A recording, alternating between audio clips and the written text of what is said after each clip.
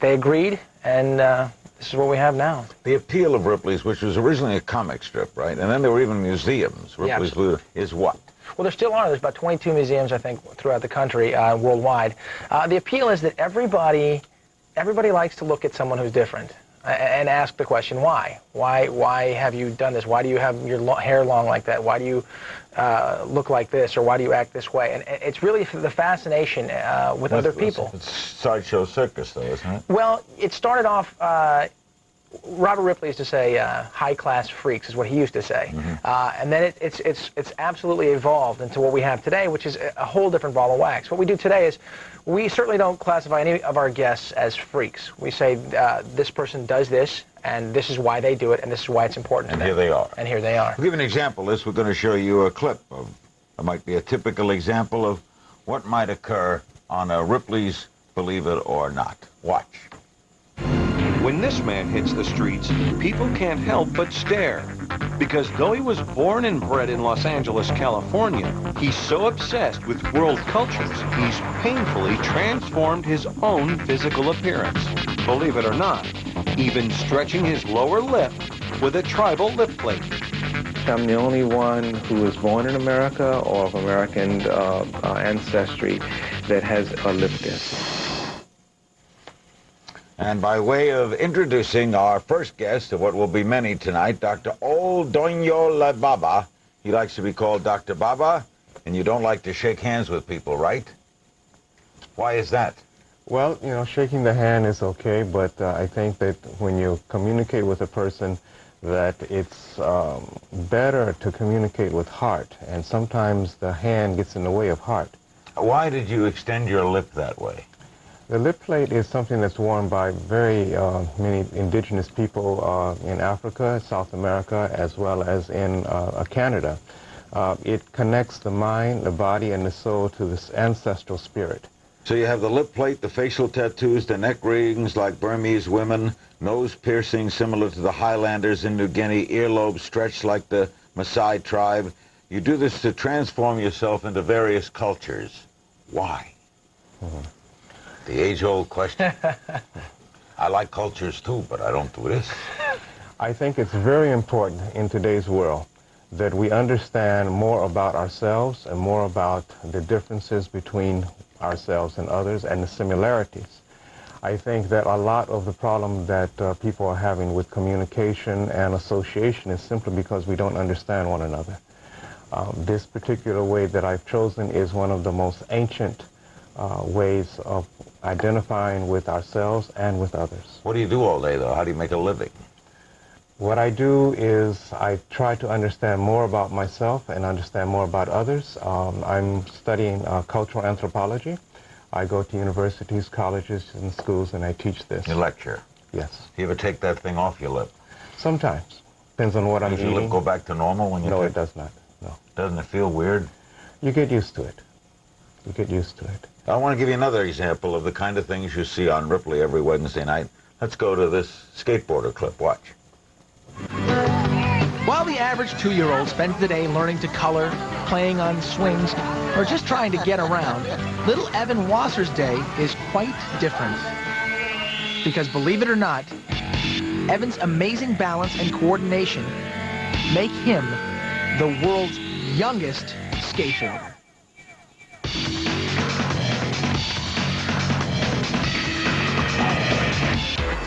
And Evan just keeps getting better. After only a year of practice, he never fails to amaze onlookers. Because this baby skates with the big boys. And he's always working on risky new moves. People are very blown away by this little tiny guy displaying this amazing amount of balance. They're in amazement.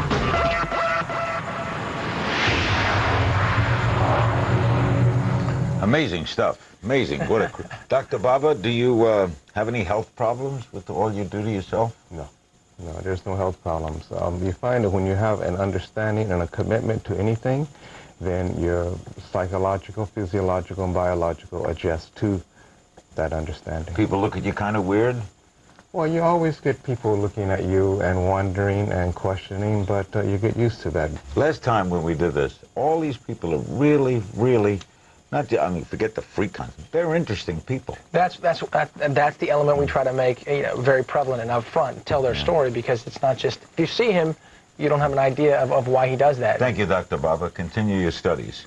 When we come back, an extraordinary story. Louise Ashby, behind her beautiful face, is a medical miracle. You're not going to believe this. Don't go away. Imagine trying to hit a baseball blindfolded. Complete darkness. Not being able to see the ball coming at you. It's almost impossible. But for Ben Shue and his teammates, this is just an average game. Because believe it or not, the players on Ben's team are blind, and they play with a ball that beeps. I do my very best to make sure that every time you ever witness a woman in the media, it would be sure to reveal her true complexities and not just the same old stereotypes that everyone has become so accustomed to.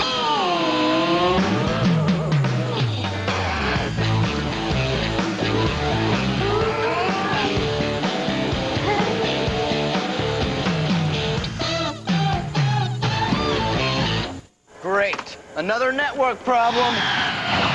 Someone left the firewall door open again. Access? I'm access, not security. I thought security is everyone's problem. Excuse me, Legacy. You're not the boss of me. Okay, good. Hold on. Who are you guys? We're vendors. That's good. Want a more secure network? At Genuity, we manage and monitor every inch of your network. Genuity.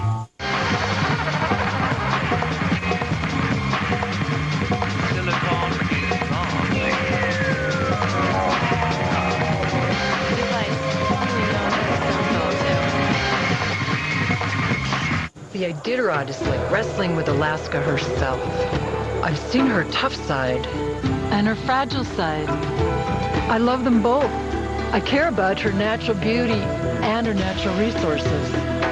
And that's why I'm glad we have good neighbors like Williams. They're energy experts, and they've won awards here for environmental stewardship and community support. They know that developing Alaska's resources only works when everybody wins. I'm digital. I'm wireless. I practically drive this company. He's got a pocket protector and drives a minivan. I just don't get it. Toshiba copiers make you look good. CNN tomorrow. Arafat says he's ready for a ceasefire. Find out what this really means for Israel, live from Jerusalem. Then Oregon voters want it. The Justice Department says no. 2 terminally ill men demand the right to die on the point. CNN tomorrow. Spring break. It's not just for college students anymore. High school kids are out in full force, and you won't believe what they're getting away with. Next stop, Cancun, on Newsnight, hosted by Connie Chung. 1 a.m. Eastern, 10 Pacific. Welcome back to Larry King Live, continuing our discussion about Ripley's Believe It or Not with its host and creator, literally, Dean Cain. Joining us now is Louise Ashby. This is an extraordinary story. You see a beautiful girl who is also a medical miracle. Skull and facial bones held together with 200 metal plates. Watch this clip first. Dr. Henry Kawamoto will attempt to use a new high-tech procedure to superimpose one of Louise's recent modeling photos over an X-ray of her skull, creating a roadmap to reconstruct her face. The doctor begins by identifying small bone fragments and returning them to their original positions. Then, with bone from the back of Louise's skull, he begins to sculpt the look of her face, attaching the different pieces with titanium plates and screws. After 4 separate operations, Louise's face slowly begins to regain its shape. Now, all she can do is wait, hope, and heal. And boy, did she. There she is, Wonder Woman. Louise Ashby, famed in Australia as the child spokesperson for Vegemite, had a film career in Britain before moving to Los Angeles. What happened to you? Was a car crash? Yeah, 3 weeks after moving here, I was hit head-on by a 78-year-old retired physician who was driving on the wrong side of the road. I was in a convertible and just shot out of the chair into the corner of the windshield and lost the whole of the left of my head. And what kind of process? You had surgeries that cost more than $1.5 million. 200 metal plates hold your face together. Yeah, the reason I'm wearing sunglasses is actually because my last surgery was last week, so I've had 12 surgeries. And lots You still have surgery? I just had one last week, yeah. Do you feel the metal in you? When it's cold, I do. The metal gets really cold and I get really bad headaches. But other than that, no, I don't. Oh, well, there is a screw here that I thought was bone that I found out a couple of weeks ago that is a screw. So I can feel that. Are you back working now? Yes, I am. I run a charity with my doctor to help kids who are born with birth defects or adults and children who are in, disfiguring accidents. And I'm working as a model and an actress. Did you see your face when it was all beat up? Yes, I did. That was pretty scary. I wasn't allowed to see it for a very long time. No one would give me a mirror. And then one day the doctor came to take the staples out of my head, and I asked a friend to come into the bathroom with me. And, when you see something like that, it's nothing you could ever be prepared for seeing. To actually see something that's not you, it's unrecognizable. And you were in a 4-day coma, right? Yes. Memory damage as well. Someone compared to what happened to your skull. The doctor said it was like a light bulb being smashed on concrete. Were you in a lot of pain, or were you whacked out? I think I was whacked out because the doctor said to me, on a scale from 1 to 10, 10 being the worst the pain is, what's your pain? And I said a 2. So considering I had half my head missing, I must have been on quite a lot of medication. Do you date? Are you married? No. Do you go on dates? Yeah. Do you tell people? You say, by the way, I go off on metal. Listen, I'm the best date. I've got no smell, no taste, no vision in my left eye. I'm What happens when you go through an airport? Yeah, I go off. I do. Louise, you're amazing. Thank you so much. Wow, you're a great... This is a great story. It's truly inspiring, yeah, absolutely.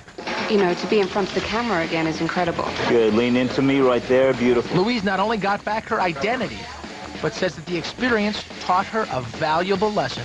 It's given me a lot more depth and a lot more compassion and a lot more hope that anything is achievable. Great, Louise, right here on 3, 1, 2, 3. Let's go to the clip of our next guest, John Evans. Watch. Hi, Don. Once the procedure was complete, John spent the next 3 months trying to control his backward-facing, upside-down hand. The hardest part was grabbing hold of things. And just couldn't grab hold of anything, whether it be a piece of paper or whether it be to take my medicine.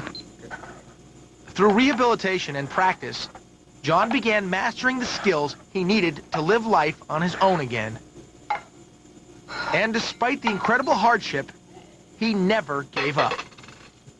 All right, let's meet another very interesting person as we go to Springfield, Illinois, and meet John Evans. John was hit by a train. John, how did you get hit by a train? I was walking down the street and a foot got stuck, and then I was hit by a train. That's the only thing I remember. You remember seeing the train coming? Yes, I do. The foot got wedged, and I couldn't get it loose, and the last thing I seen was lights, and then bam. Your left hand had to be attached to your right arm? Correct. Can you show us what that looks like? The doctor did amazing things, just switched hand on my arm, and medicine can do anything anymore. Can you function okay with a hand reversed like that? Yes, it's awkward, but yes, I can. John, you're an amazing story. Thank you very much. John Evans, hit by a train, undergoes rare cross-hand transfer, surgery, left hand reattached to the right arm. Another incredible Ripley story. Ripley's is seen every Wednesday night on TBS. Here's just another example of the Ripley people at work. Watch. While walking like this may look painful to most people, for Juana, it's all she knows. She says the aches and pains are minimal, and new medical advances may eventually even help Juana walk completely upright. But for now, this very courageous young woman will have to wait and hope that science takes a step in the right direction. What was that? That young lady's knees actually grow backwards. Her leg grows backward at the knee, and she's forced to walk that way. We had a young man on last season who had the same sort of situation. He actually chose to have his legs amputated below the knee and prosthetics attached so he could walk upright. She has chosen not to do that at this point in time, and they told her she'd never be able to walk, but she has proven them wrong by walking as proudly as she can. Another amazing story. When we come back, Ashley Cowan, the quadruple amputee who became the youngest athlete to complete a swim across Lake Erie. More on Ripley after this. Franz Spohn is obsessed with gumballs, but he never chews them. As far as I know, my work with gumballs is unique, not only in this world, but the universe. Because believe it or not, Franz turns gumballs into incredible, one-of-a-kind masterpieces.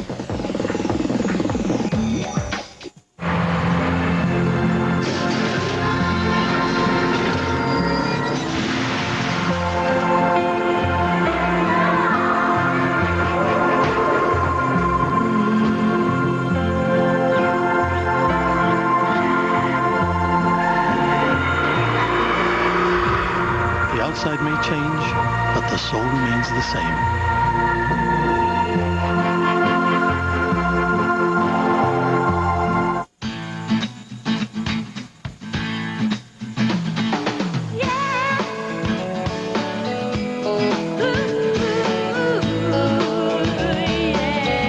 Get triple miles from participating airlines when you stay at any Choice hotel in the U.S. and the Caribbean. And you'll also get the chance to enter our 2 million mile giveaway. One lucky traveler will win 1 million miles, and 10 people will win 100,000 miles. Sounds like it's a good time to hit the road. For reservations, call 1-800-4CHOICE.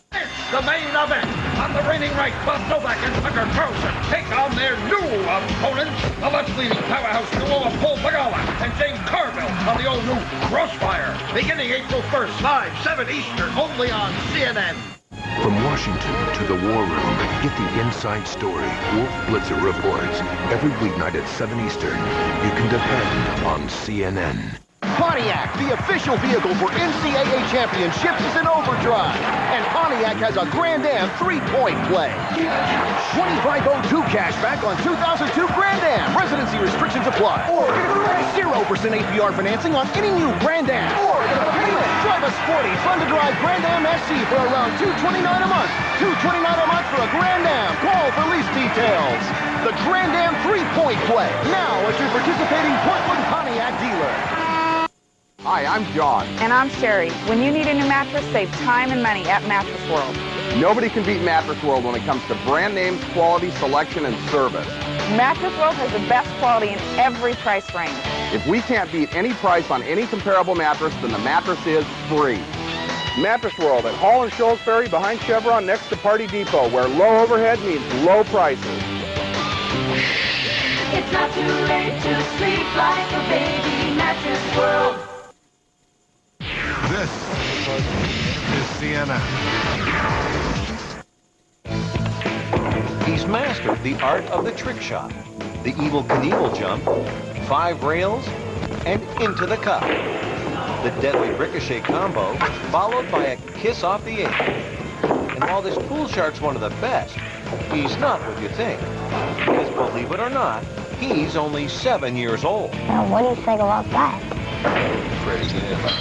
It's I'm good at lots of them, but I'm the best at pool. By the way, we apologize if you find any of this difficult to watch. We understand that. And we do alert you to the fact that this is a show of not the norm, as they might say. Joining us now on this tribute to Ripley's Believe It or Not, from Toronto, Canada, is Ashley Cowan. Ashley is a quadruple amputee who became the youngest athlete to complete a swim across Lake Erie. Here's a clip to show you what we mean. Gathering the strength from her coach and the crowd cheering her from the shore, Ashley summons up her last remaining bit of courage and pushes forward, inch by grueling inch.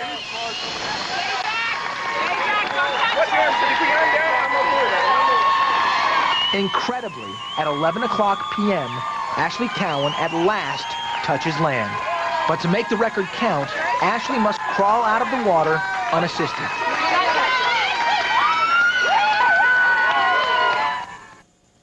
There she is, the amazing Ashley Cowan, who contracted meningitis at age 15 months. Her limbs had to be amputated below the knees and elbows, fitted with prosthetics at age 2. Why do you swim? Basically, I don't know how to answer that. I swim because it makes me feel alive. It's something I can do and I'm good at, and it's something I've gotten into, and it's something I want to do. How did you even think of doing it in the first place? I was 8 years old and I was watching figure skating. I used to do figure skating before I swam, and figure skating had gotten interrupted, and Vicki Keith Monroe, who swam all the Great Lakes, was in Lake Ontario doing the double crossing. And I looked at my... Ariel Sharon is about to hold a press conference after an emergency all-day cabinet meeting. Let's listen in. This is CNN Breaking News.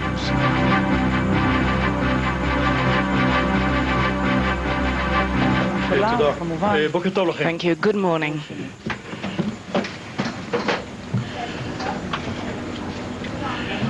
In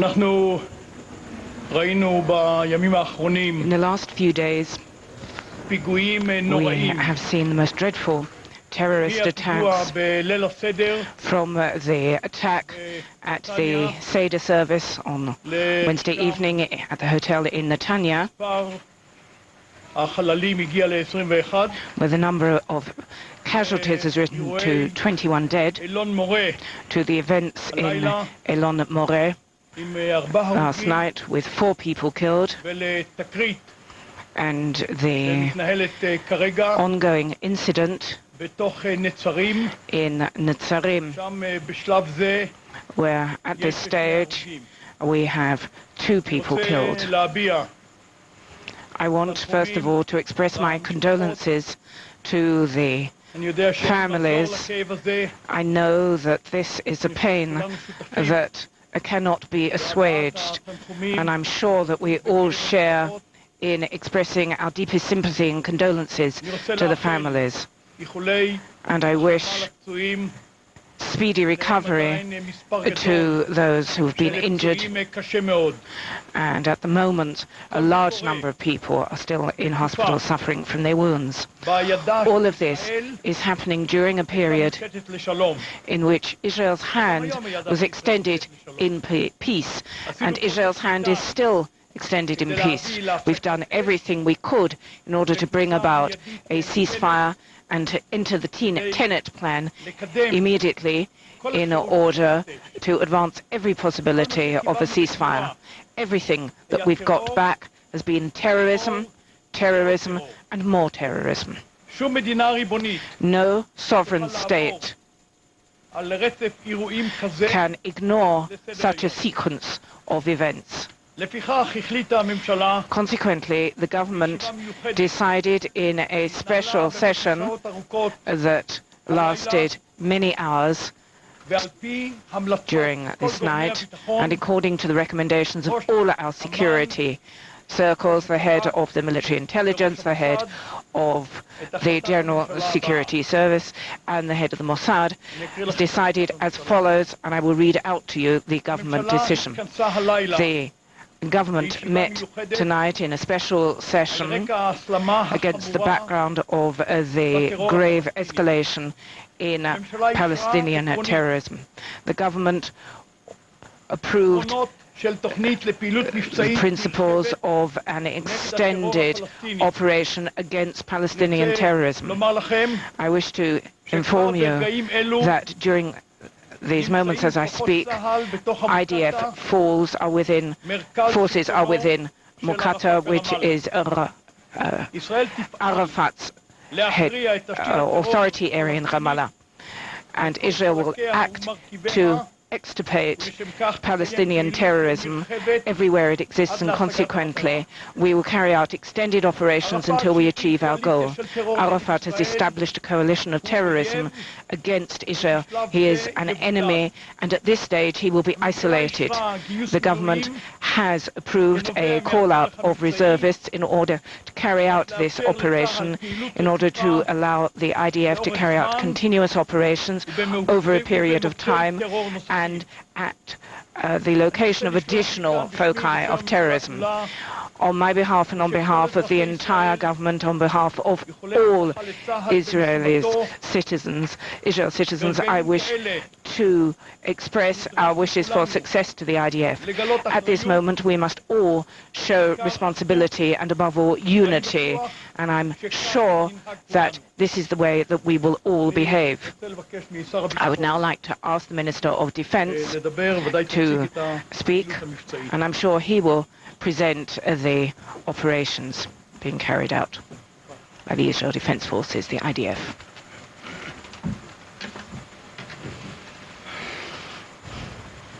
I'd like to start by sending my condolences to the families who have been bereaved, who have lost their loved ones in the last few days.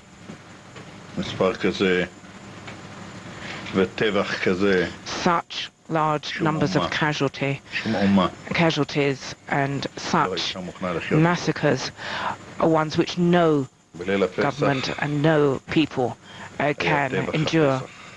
There was the massacre of Passover on Wednesday evening, Passover Eve. A whole family was slaughtered yesterday. This morning, a worker who normally works in Netzarim came in and killed 2 people in Netzarim. The defense establishment has decided, as a result, to carry out an extended operation. Its goal is to wage war unreservedly on terrorism. It's a war intended to entirely extirpate the system, the infrastructure of terrorism, everybody and everything involved in it. We will recognize for the purpose of this war no geographical or other boundaries. Our goal is, in this way, to confer the maximum degree of security that we are able to do on the residents of the State of Israel. We have been forced to adopt this method by calling up large numbers of forces working in a wide area. As we speak, the operation is currently focusing on Ramallah, which, as the Prime Minister said, has become the capital of terrorism, and we will operate against all terrorism infrastructure there. Nobody will be immune against the IDF as long as that person or those persons are labeled with the badge of terrorism. What has happened in the last few days and weeks has put an end to all of our efforts over the last few years, in which we have not only looked towards but stretched out many, many hands towards everyone who has come and proposed their services in the service of peace. And in this, sadly, I also say that despite the fact that General Zinni has come here with goodwill and as our friend, everything that we have done has only played into his hands. And it's sad to say so, but I have to say that for weeks and weeks we have exercised restraint, not reacting to any act of terrorism, in order to give the slightest chance to peace. Perhaps it would happen, but it unfortunately has not happened. I believe that in order to save on questions, I would say that Arafat has turned himself into an enemy, and he cannot be stripped of responsibility. He has major responsibility with regard to everything involved with terrorism, both acts of commission and acts of omission. And the very form of our decision, as announced by the Prime Minister, makes it quite clear that we are focusing in these very, very minutes as we speak, and I also assume in the next few days and perhaps the next few weeks, on a war against all elements involved with terrorism. We have no interest in continuing with the use of arms, as we've already explained. But we have no choice at the moment. We owe this to our families and our people. Thank you. Minister Ishai, please. Good morning. First of all, I wish to express my condolences, sympathies to the families of the casualties, and to wish every recovery to those who have been injured. A very important decision was taken by the government during this night to act in an extended comprehensive operation. This is something that's absolutely necessary, and I don't think there's any single people in the world that could have shown so much restraint and waited so long and extended its hand in peace as we in the State of Israel are still continuing to do so. At the moment, what's important is that the IDF is operating on an extended basis, a comprehensive operation that is absolutely necessary. And the important thing is that all of us, all citizens of Israel, the government, the Knesset of Israel, should be united in endorsing the operation and in completely backing up everything that the IDF is doing. The IDF soldiers are currently acting and fighting. We must be united in order that, with the help of God, we will be successful in this operation, an operation that's been imposed upon us, imposed by Arafat, who has chosen terrorism and chosen escalation, despite all the efforts to achieve an understanding and dialogue with him. In the West Bank, when at the same time that this dreadful slaughter was going on, our brethren being killed, at that time we prayed to the Almighty, and we said, citing from the sources, that in every generation they rise up against us to destroy us, and we very much pray that the Almighty will now act to save us. But in any case, we must act in unity, and we all pray wholeheartedly that the army will be successful and will restore peace in our area. Minister Sharansky, please.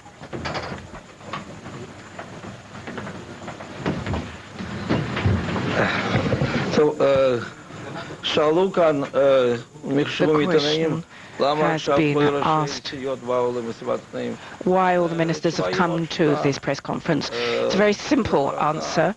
When you go to such an important operation, you do it together, you take your decision together. After all of the discussions, we've all supported these decisions, and we're acting hand in hand here. We have the security forces who are the professionals who are carrying out the work, but this is the time to demonstrate that we are a government of unity in the true sense. I would like to refer to this decision that Arafat is an enemy. For many, many years, he managed to brandish two flags, the flag of a leader of terrorism and the flag of someone who's our only hope for peace. There have been periods where we've fought him. There are others where we've tried time and time again to carry out negotiations with him. And today we've put an end to this duality, finally. He is an enemy with all the implications of that statement. Thank you. Minister Milo, please.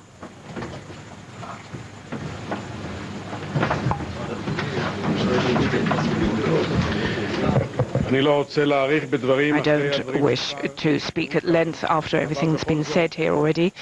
Nevertheless, there is one thing which I think really must be said. The feeling of all of us in the government this night has been that if we do not carry out an extensive operation which is comprehensive and thorough against terrorism, terrorism can undermine our situation in the state.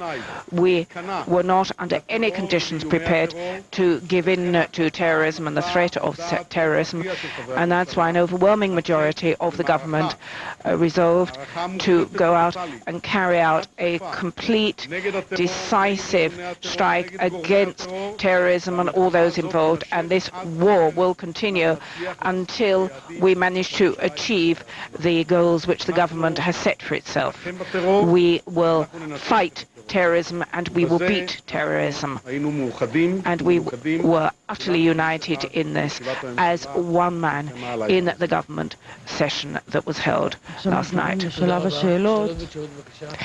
Now we have questions, please. Ayala Hassan, Channel 1.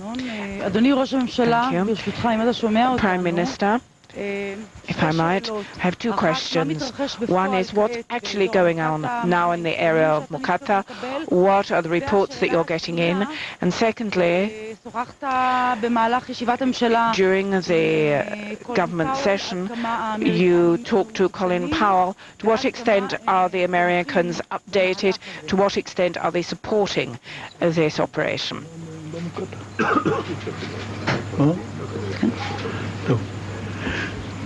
As I've already said,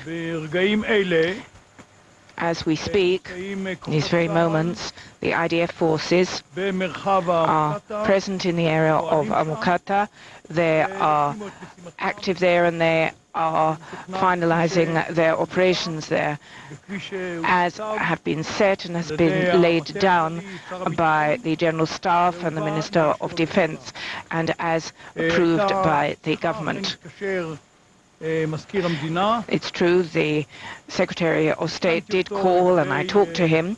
I updated him concerning the unceasing acts of terrorism and concerning the fact that the Palestinian Authority had not taken any steps at all against terrorism. Not in the last few weeks, certainly not before that, nor after the carrying out of the dreadful murder, the terrible massacre in Netanya at the Seder service on Passover Eve. There was no action taken at all by the Palestinians after that. And consequently, Israel would carry out all steps necessary in order to protect its citizens. Those are the points which I made quite clear to the Secretary of State, and I think everything is basically clear. Naturally, we do not reveal any details about planned operations, but Israel's government's position in respect of what's going on was made extremely clear to the Secretary of State.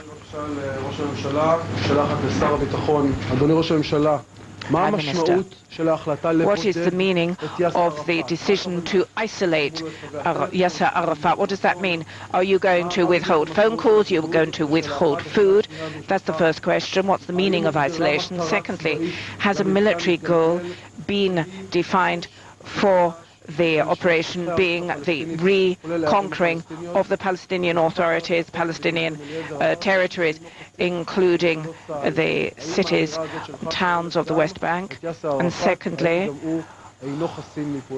when you say that nobody is immune, does that mean that Yasser Arafat's also not immune to IDF action?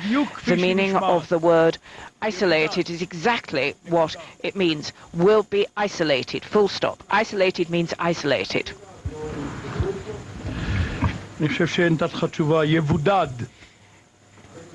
I think you know what I mean. He will be isolated.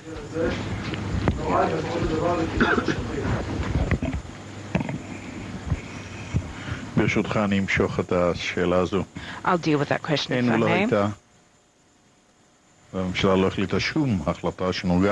No decision was taken by the government with regard to reconquering and reoccupying the territories. We have no interest at all in that.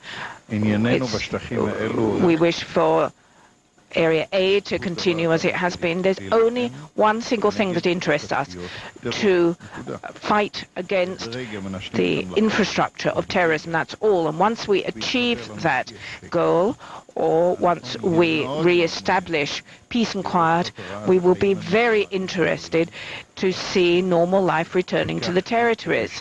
And I do trust that this is what we will do. And the more we persevere in this goal, the better it will be. I repeat, we have no interest at all in conquering territories and in staying in territories. That's the only definition I can give you. I can't make the point more clearly than that. Secondly, nobody is immune to the IDF. Having said that, that means every single individual. Anyone who's concerned with terrorism is referred to in this area. As for Yasser Arafat specifically, do we intend to injure him, to harm him? The answer is in the negative.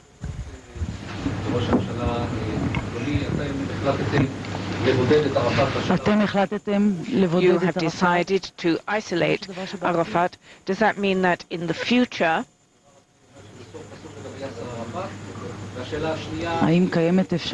there's a possibility of Arafat being expelled from the territories? That's the first question. Now my second question: to what extent were political considerations involved in the Prime Minister's decision in respect of pressure from the Labour Party to act along particular lines? These two questions are intended for the Defence Minister. The Ma'ariv newspaper says in its view it was a mistake to prevent Arafat from going to Beirut.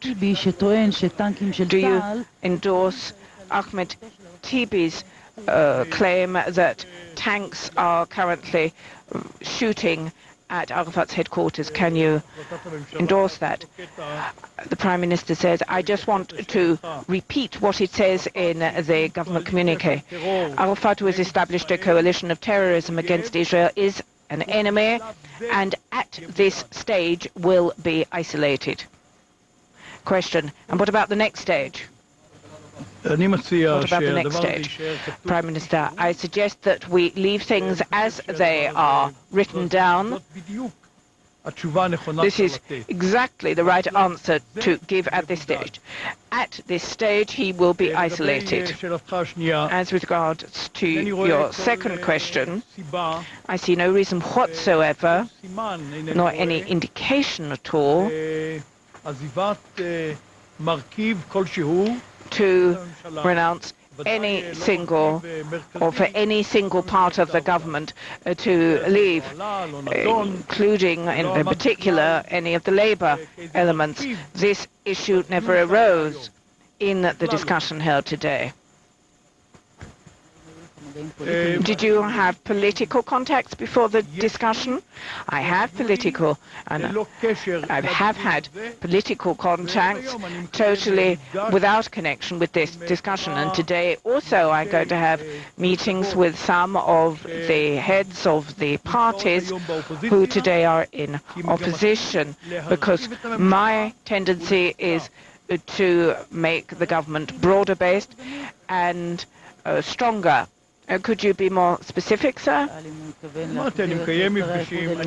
I certainly do intend to have contacts. I know that you've been waiting here for a long time, since 3 in the morning. It won't take more than 2 or 3 hours for the meetings to start. I assume that you'll be able to follow all of this and you'll be able to report on all these various meetings and contacts. You expect us to evade this? First of all, with regard to the first question, the quotation from the Ma'ariv newspaper, it's true, I did make those points, I did think those points, and I say what I think. Today we're confronted by a situation which is utterly different, in which I, as Defence Minister, have to provide a response. And as you've seen, for the last week or so, we haven't reacted. We wanted to provide an opportunity, and we've given an opportunity to Zini to carry out all these steps. And you've seen what reaction we've suffered. Fire and fire and fire, and real massacre. And when we've seen this response, finally we said, this far and no further, that's enough. more than enough. As for the second question, when life's twists and turns have you spinning out of control. Mom, I'm going to be late. Turn your music down, please. What? Here we go again. Where's my backpack? Right where she left it. Of course. Take the plunge, because life just got better. Thanks to my Oregon Hot Spring Spa. Oregon Hot Spring Spas. Share the experience. Buick. The remarkable new Rendezvous already outsells Acura and Mercedes SUVs. Rendezvous CXL with available leather-appointed seating for 7. VersaTrack all-wheel drive. Choose 0% APR or 2002 cashback. Rendezvous. Ride in comfortable luxury car. Capabilities of an SUV.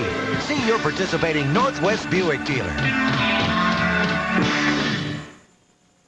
I want a store where they really listen and then help me put it all together. Creating a room should be fun, and it is, with the help of a Bassett Idea Coordinator. At Bassett Furniture Direct, you'll find everything you need at grand opening sale prices. Save $798 on this 3-piece sectional with chaise lounge, $21.99. Make no payments and pay no interest for 1 year at the grand opening of Bassett Furniture Direct, off Shoals Ferry across from Washington Square in Beaverton. Let yourself go. AT&T Broadband. Digital cable. How does Jeff Burton spend his Sundays? Eyes on the track. So what does he look for the other days? More thrills. Because Jeff's not just a big-time driver, he's a big-time fan. I'm Jeff Burton, and with AT&T Digital Cable, you get hundreds of great channels, including movies, sports, and specials, plus a cool interactive guide. Find out what you've been missing. Call AT&T Broadband now and upgrade to Digital Cable. A ceasefire and enter the Tenet process. We have provided him with all requisite assistance, and this has been stated by everybody in authority in the United States. The person who has led to the failure of his mission, or the people who've led to the failure of Zini's mission, are the Palestinians. And this is equally true of his current mission and of his last mission. They caused it to fail then, they've caused it to fail now. This is something that must be remembered, and it's a terrible shame because we really did wish to make progress. But the response has been terrorism, nothing but terrorism, because this is part of the strategy of terrorism, and it's the coalition of terrorism that's been established that's led to this.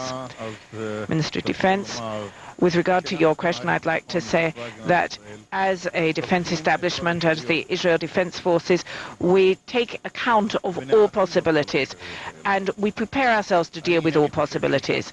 I don't think there's any reason why this should spill over into a general war. We're making every effort to focus solely on the foci of terrorism, the infrastructure. Let's emphasize this again. We have no intention of fighting the Palestinian people. The Palestinian people are not our enemy. We are fighting terrorism. And I think that the world which sees the pictures that reach it from Netanya as well, and from Elon Moreh, where these acts of terrorism have been carried out, can understand what we are doing. We certainly are doing everything we can to ensure that our operations will not lead to a general deterioration. But as I've said, we are ready to deal with every possible situation. Questions now in English.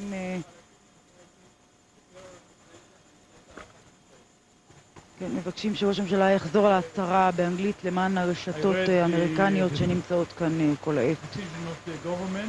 I believe you got it. We decided that, I would say, after what happened, the most terrible massacre in the Seder, in the Pesach, and the terrible murder of 4 members of one family in Elon Moreh, and another murder today in Netzarim, near Gaza. We decided that we are going to take all the necessary measures to act and destroy the infrastructure of every terror element that exists. And that's what we are going to do. Therefore, the cabinet approved that 20,000 reserve soldiers will be called immediately in order to be able to act where we are acting now and where we are going to act in the future. It's going to be not an easy thing. It's very complicated. It will take time, not short time. It might take long time, but we decided to eliminate the terror and its infrastructure. Next question, personal decision according to our party spell, and can we call this situation a war?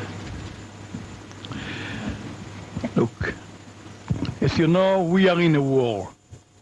It's a war of terror where the targets are civilians, children, babies, women, old people. We know that sometimes in wars, civilians are killed, and every casualty is a tragedy.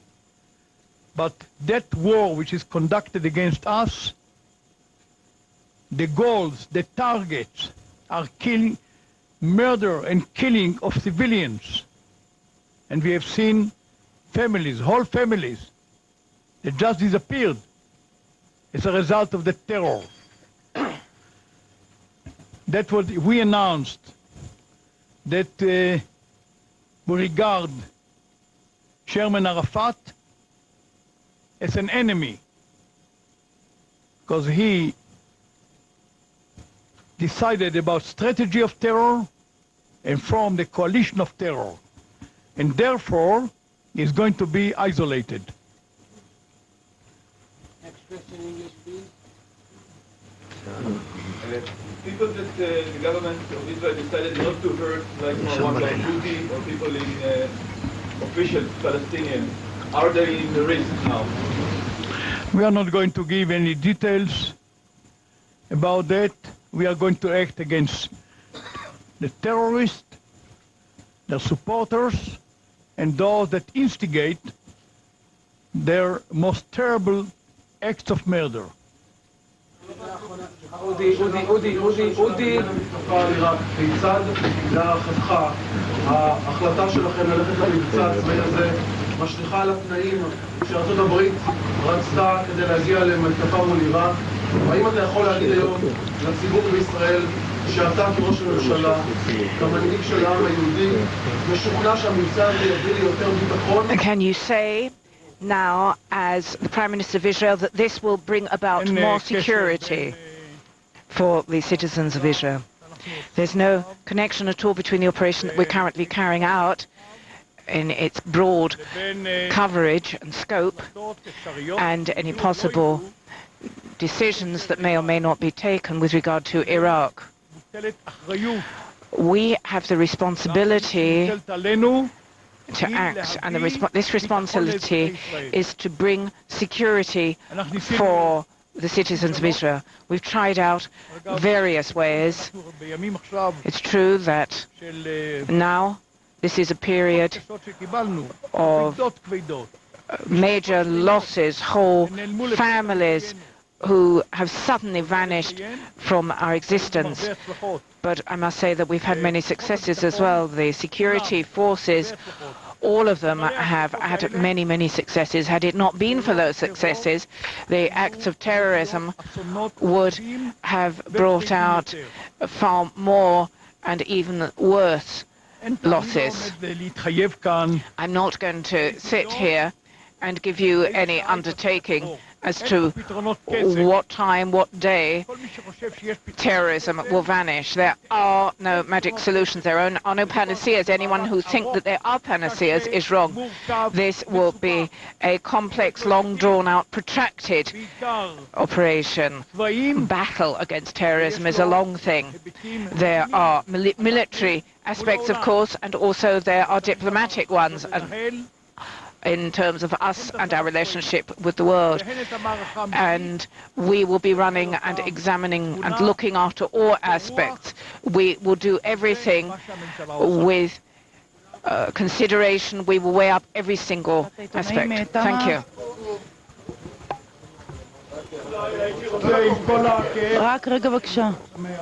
With all the anguish that is in our heart, nevertheless, I wish to wish you a Chag Sameach, an excellent Passover, Pesach festival.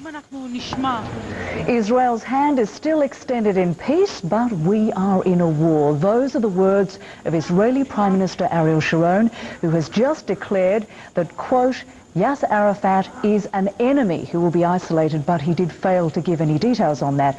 Now, we heard at the press conference that the all-night special cabinet session has decided and approved an extended operation against Palestinian terrorism, which will continue until the government's goals are achieved. Now, we've been able to get on the line Nabil Abu Roudaneh, who's actually in Arafat's compound in Ramallah that's currently under siege by these 40 or so Israeli tanks. We have him on the line now. Mr. Roudaneh, can you give us your reaction to this press conference? I know you had an opportunity to listen in. What do you say to it? First of all, this is a clear declaration of war against the Palestinian people by the Israeli government, and we consider this a very dangerous decision, and we consider this the response to the Arab initiative which has been taken yesterday, and this occupation should be ended immediately, and the United States should stop these attacks on the Palestinian people by ordering the Israeli terrorist groups to stop their aggression against the Palestinian people. The United States should stop this war immediately, and we would like to see the world community isolate Sharon and his government, because at this stage they are endangering not the security and stability in the Palestinian area, but they are endangering the whole situation in the Middle East. Now, the Israeli government is declaring war against the Palestinian people. They are not taking into consideration that we are under occupation, and occupation itself is the real terrorism and the pain which the Palestinian people are facing. We have already lost more than 2,000 people in the last year, and this extended operation is a real response to all the initiatives, whether they are carried out by the Arabs or even by the Americans. The Israelis are doing all their best to ruin all the efforts, including the American efforts to safeguard the peace process. Now, we're looking at live pictures of the tanks surrounding the compound in Ramallah. In actual fact, it's tape of those tanks. But if you could just explain to us, Mr. Roudaneh, we heard from our reporter Michael Holmes that rockets have been fired into the compound. As we said, you are in that compound. Can you tell us what is the situation there? The Israeli tanks are surrounding now the headquarters, and they are shooting and they are exchanging fire with the Palestinian fighters. We have 13 people injured so far. 13 soldiers have been injured so far, and they almost demolished the western wall, and they are firing rockets on the eastern side of the compound. The situation is very grave and very dangerous, and the exchange of fire is continuing between the Palestinian fighters and the Israeli terrorists, and we hope that, and we urge the United States to stop these attacks, because the Palestinian people are still facing occupation, and we are freedom fighters, and this Israeli terror should be stopped and should be punished as well. Now, earlier you talked to us and you explained that the western wall of the compound had been knocked down. Has there been any attempt by Israeli troops to enter that compound at this point? They tried twice to enter one building of the compound, but so far they failed, and that's why I'm telling you the exchange of fire is still continuing, and the Israelis are still surrounding the compound from all its corners. And what do you intend to do if they do enter the compound? We are freedom fighters. We are ready to fight till the last moment. The Israelis should stop their attack. We are under occupation. They should go back home. Leave the Palestinian people live freely and safely, and what they are doing is not just a message to the Arab Initiative, which had been declared yesterday, but it's a message to the world that the Israeli terror will continue against the Palestinian people, and they should understand that peace and security and stability will not be achieved without recognizing the Palestinian rights of living freely in their independent state. If they are willing to live in peace and security, they should understand there are limits, and they should start implementing